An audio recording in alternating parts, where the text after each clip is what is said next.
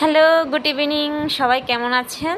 আশা করি সবাই ভালো আছেন, আমিও ভালো আছি। আপনাদের সাথে আজকে আমি ব্লাড সার্কুলেশন নিয়ে কথা বলবো। এখানে দেখেন ইন্ডিকেশন দুইটা দেওয়া আছে, ব্লু কালার দেন হচ্ছে রেড কালার।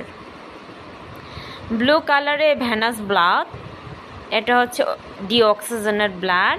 এটাকে বাংলা ভাষায় বলে হচ্ছে দূষিত রক্ত। দেন হচ্ছে রেড কালার দিয়ে আর্টেরিয়াল ব্লাড, এটা ক্যারি করে হচ্ছে অক্সিজেনের ব্লাড, এটাকে বলে হচ্ছে বিশুদ্ধ রক্ত।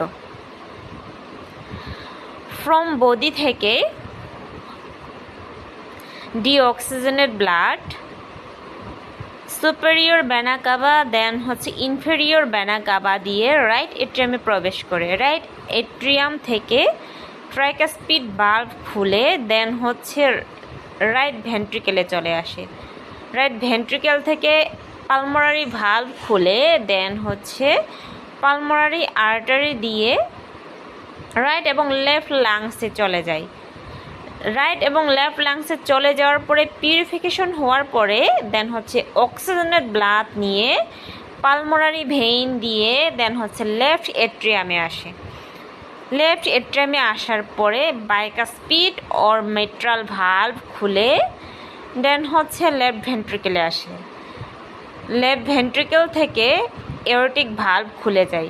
এওরটিক ভালভ খোলার পরে দেন হচ্ছে এওরটা দিয়ে আমাদের হোল বডিতে অক্সিজেনের ব্লাড ছড়িয়ে পড়ে। এটাই সহজ করে আপনাদের জন্য বুঝিয়ে দিলাম। এটা হচ্ছে ব্লাড সার্কুলেশন সহজভাবে আপনারা দেখতে পাচ্ছেন, সুন্দরভাবে বুঝিয়ে দিয়েছি। আবার না জানলে আমাকে অবশ্যই নক করবেন।